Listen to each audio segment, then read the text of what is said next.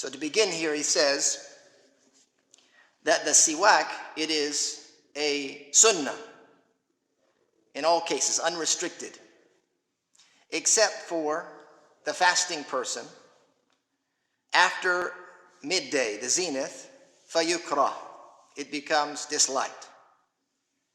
He says it is yubahu qablahu, it is permitted before it with a moist stick, and it is preferred for the stick to be dry. And a person that uses other than this stick has not achieved the sunnah. Someone were to use something besides a stick. He says, وَيُتَأَكَّدُ عِنْدَ صَلَاةٍ وَقِرَاءَةٍ, it is more stressed of a sunnah when there is prayer, a recitation, when making wudu, or waking up from sleep, entering a masjid, or when a person's breath changes, and various other things. So here, of course, Shaykh rahimahullah, talking about the siwak, and the siwak is often what we call a miswak.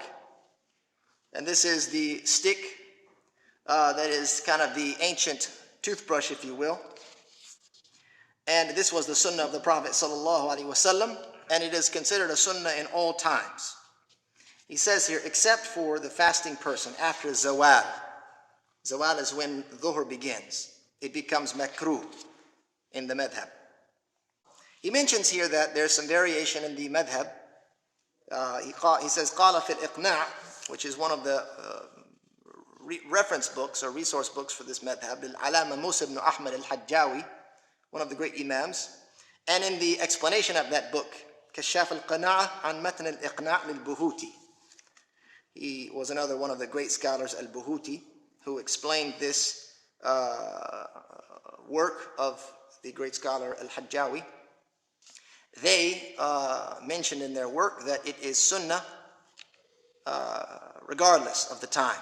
Before az-zawal, meaning before midday, or after midday, whether the stick is dry, whether it is moist. And this was also the chosen opinion of Shaykh Taqiyuddin. وَجَمْعٌ وَهُوَ أَظْهَرُ دَلِيلًا. He says a number of other scholars, and this is what is more apparent in regards to the evidence, the supporting evidence. So here you can see that within the madhab there are some differences. There is the official position, and then there are some other positions based on various riwayat. He mentions a couple of situations where it is preferred even more so, more stress to do it. For example, coming for prayer, when you recite the Quran, when you make wudu, when you wake up from sleep, entering the masjid, when your breath changes, when you go into the house, for example, when you're quiet for a very long time, when the teeth begin to yellow, or when the stomach is empty. Right? This is to freshen up the breath. He says the sunnah is to begin with the right, meaning with the siwak, you begin with the right. He says, fi siwakin wa tahurin, also when making purification, whether that is a wudu or a ghusl or any type of purification, you begin with the right. Wa fi sha'nihi kulli, in all of the various affairs or things that one does, it's preferred to begin with the right, these types of good things. He says, وَادِّهَانٌ وَاكْتِحَالٌ وَنَظَرٌ فِي مِرْآةٍ. He says here, the next one of them, this is also talking about al-fitra, right? These are like personal hygiene, issues of personal hygiene which were prophetic in nature. He says using oil on the hair, in the hair or on the body. This isn't like perfume, but like oil, like what we would put as lotions and creams and different things like that. وَاكْتِحَالٌ, and this is of course kuhl, is to apply kuhl to the eye. And the kuhl is something which is medicinal. And it's considered sunnah to use every night, to apply on every eye 3 times, he says, with antimony. This is what Shaykh al-Ba'li, he mentions here. Antimony is a type of, not chemical, but it's a type of compound that's used. مُطَيَّبٍ بِمِسْك, which is perfumed with musk. That's what's to be applied to the eye. This is something ancient, by the way, to apply this type of eyeliner, this kuhul. This is something that was done, of course, during the time of the Prophet ﷺ, and it was even done before his time in many different cultures as considered a medicinal quality. The next thing he mentions, he says, وَنَظَرٌ فِي مِرْآةٍ, that a person is to look into a mirror and say, Allahumma kama hassanta khalqi fahassin khuluqi wa harrim wajhi ala an-nar. And to make the dua, oh Allah, just as you have beautified my creation, my making, beautify my manners and prohibit my face from the hellfire. And we ask Allah's security from that. He goes on and he says, وَسَنَّ تَطَيُّبٍ بِطِيبٍ, and it's also from the sunnah to apply perfume and fine fragrances. This is also from the sunnah of the Prophet ﷺ, to smell nice. He says, وَاسْتِحْدَادٌ وَحَفُّ شَارِبٍ وَتَقْلِيمُ ظُفُرٍ وَنَتْفُ إِبْتٍ. He says here, to conclude with these matters, istihdad is the usage of steel, hadid. And it refers to, technically, a razor. And that is to shave the pubic region. This is for both male and female, to remove the hair in the pubic region. He says, وَسَنَّ حَفُّ الشَّوَارِبِ حَفُّ الشَّارِبِ. He says to trim the mustache. To trim the mustache. أَوْ قَص. Haf is to shorten, extensively shorten. Or to, there's two different things here in the madhab that they mention normally in their books.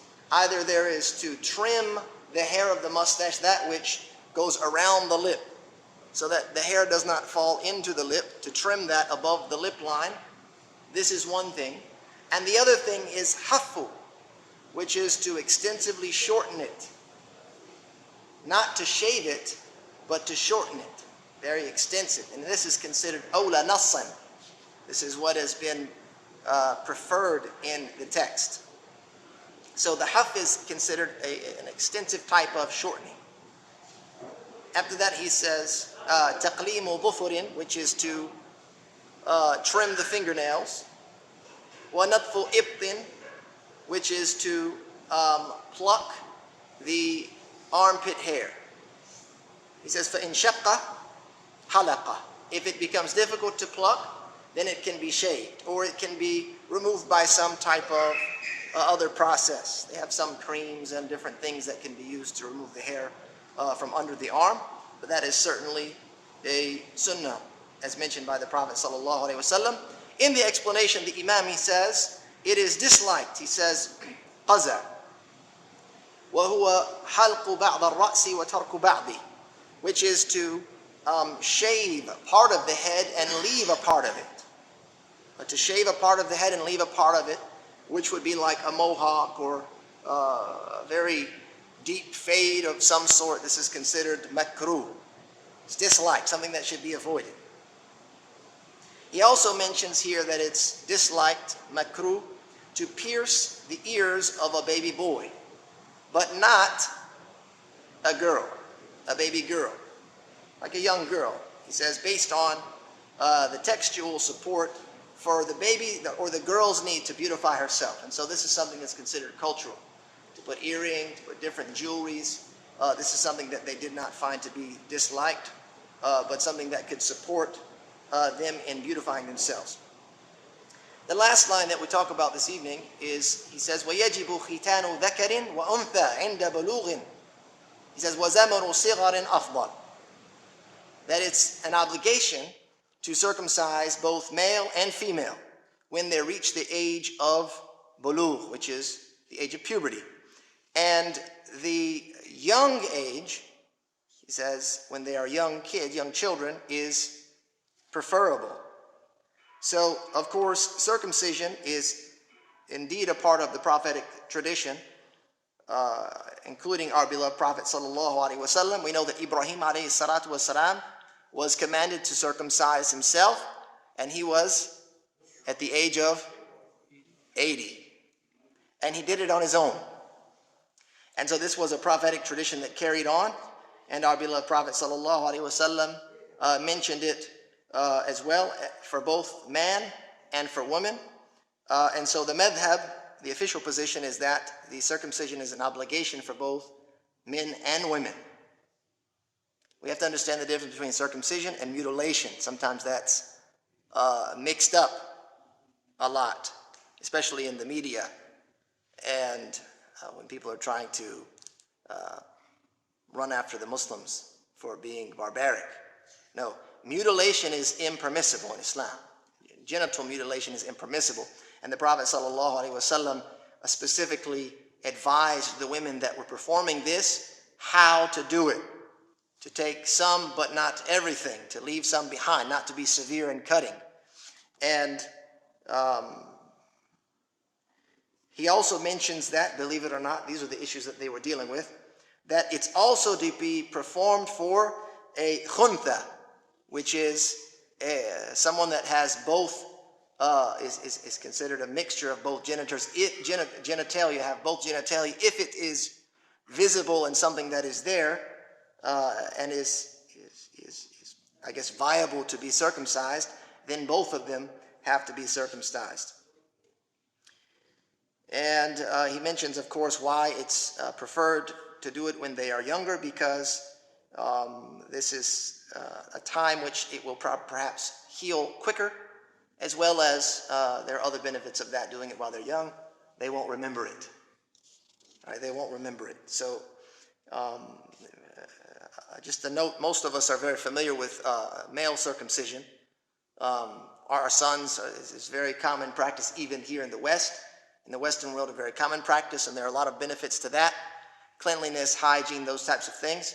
And female circumcision, though it is not very well known in the West, it is performed here in America. It's a plastic surgery type of operation. And this is when a woman has excess skin removed, and he mentions here that exactly what that is. He says it is what looks and resembles like the rooster crest, which is the hood, if you will, of the rooster. So if there is anything excess, then that is to be removed. In the madhab, it's considered wajib. However, there's a, yes, for girls. For everyone? But you say that It's considered wajib. This is the al-qawl al-mu'tamad. This is the relied upon predominant position. There is another riwayah, this is from Imam Ahmad rahimahullah, another riwayah, and this is mentioned by Ibn Qudama.